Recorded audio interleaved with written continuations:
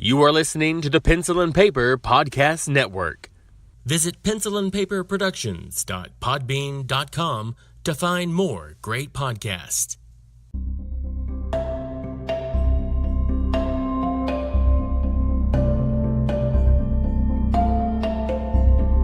Hello and welcome to As I Recall It, a podcast featuring stories, thoughts, and anecdotes about memories of the past. Are they told exactly as they happened? Probably not, only as I recall it. Time has a way of skewing our memories. As it passes, we forget details or create new ones that seem to fit the narrative as we want to remember things. It's been over 20 years since I last spoke to my grandfather, Julius White, and I often wonder if I can remember his voice correctly in my head. I never forget his face, however, as I practically get to see him every day thanks to the wonders of photography. Although, as I recall, he was not a fan of cameras, which seemed evident in the picture. My brother and I always had the fortune of living next door to our grandparents, so if we ever wanted to see them, all we had to do was walk up a hill. Most days when I would make that journey, my grandfather was usually sitting on one of the swings of the front porch of their house. I never thought about it at the time, but on one hand, to sit there for hours, day after day, seemed like an empty existence to me. That said, it could also sound peaceful and divine. To have the ability to just enjoy the comfort of your surroundings and the view in front of you with no other care in the world, I wish for that sort of tranquility. My grandfather was a fairly quiet man. He never seemed to speak aloud unless he needed to. Most of his vocalization was performed through whistling while sitting on the front porch swing. In saying that, when the whistling stopped, if you paid close attention, you would no doubt hear him vocalizing a thought through a mere whisper. These thoughts were usually memories past, but the best ones were when he would curse a blue streak at someone who probably was long dead. One attribute that my grandfather had that I never gave a second thought about as a child was his right arm was missing. The story goes, as I've been told, that he had his arm caught in a wheat thresher around the age of 18. I'd say it's a miracle that he even survived, considering that this happened in the early 1900s. As I've gotten older and thought about his condition, I've never really considered what he had to overcome after that accident. I mean, every day, 99% of human beings never think about not having one of our limbs. But consider what if one day one of them was gone? You would have to relearn everything done with two limbs to accommodate one, which seems incredibly daunting. But he did it. I've heard other stories about my grandfather from other family members. I've heard that he was kind of abusive, or that there was a time he cut the throat of a man who wouldn't get off his property. Don't worry, he didn't kill him.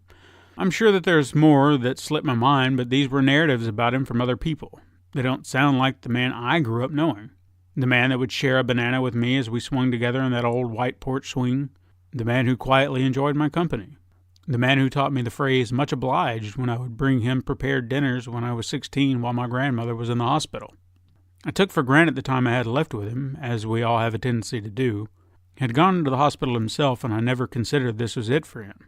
Then, one morning, well before sunrise, I awakened to the news that he was no longer with us. After hearing that news, I stayed up for the rest of the morning trying to cope with it, even watching the sunrise, one of the few times I ever did in my life. Days later, at his funeral, I was told by a family member that one of the last things he did was argue with a nurse. I can't remember about what exactly, but she was trying to get him to do something and he didn't want to do it. In that moment, he had apparently told one of his family members at the hospital with him to go get Stephen. He'll help me. That has stuck with me ever since, as I often wondered, why me? Of all of his children, of all of his grandchildren, why was I the one he thought of the most in that moment? Was it because I was the one he'd last seen? Or was there a deeper connection that I was unaware of we had? This was a man that didn't show affection, and I never recall him saying, "I love you," to anyone. Despite that, I like to look back at this memory and think that it was his way of saying it to me, even if it was indirect. I always wish that I could have had one more day with my grandfather, especially today, to tell him what I've done with my life, to introduce him to his great-grandchildren, to let him know how much I love him and I think about him. I guess I want to know that he'd be proud. Maybe that's another narrative I can choose to believe in as well.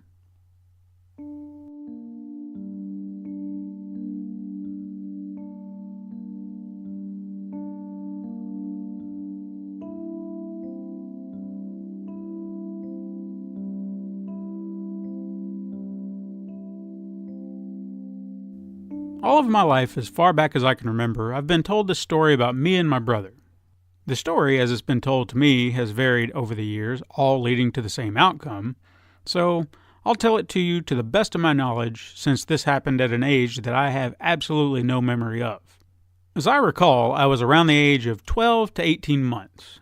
I was able to get around and understand my name, enough so that when my brother called me from another room, I made my way to him. I assume at this age that I believe my brother to be that one guy that plays with me and I think is really cool, because why else would I rush to his side so willingly upon hearing him call my name? I found my brother standing in the bathroom awaiting my arrival. He calls to me to come closer, and I happily oblige. Little did I know my brother had sinister intentions.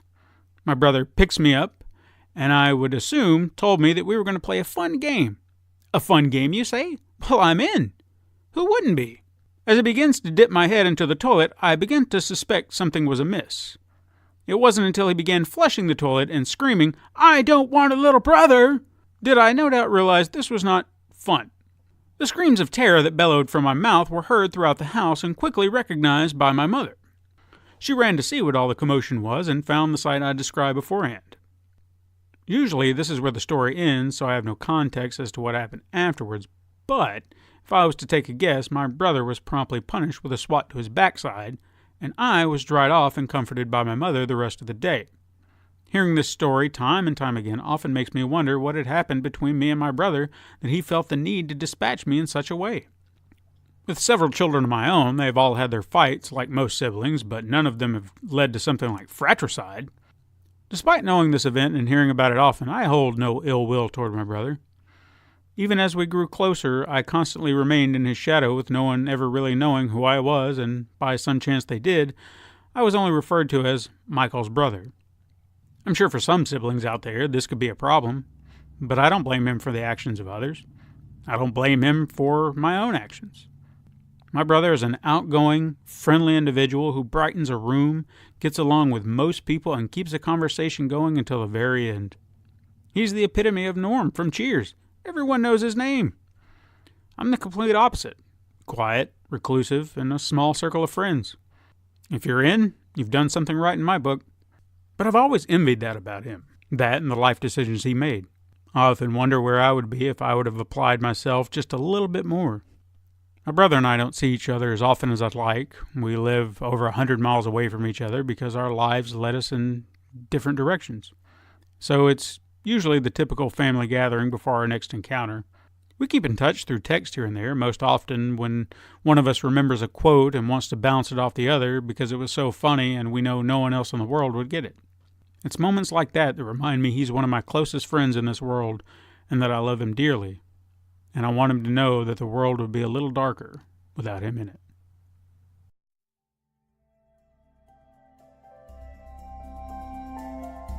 Thank you so much for listening to this podcast. I hope you enjoyed our story. Remember, if you'd like to support this and other shows, you can go to patreon.com/pencilandpaperproductions or pencilandpaperproductions.podbean.com and click Become a Patron in the top right-hand corner.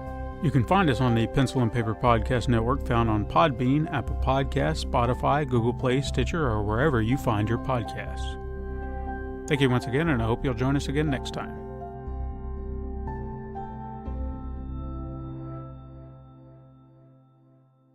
This has been a Pencil and Paper Podcast Network production.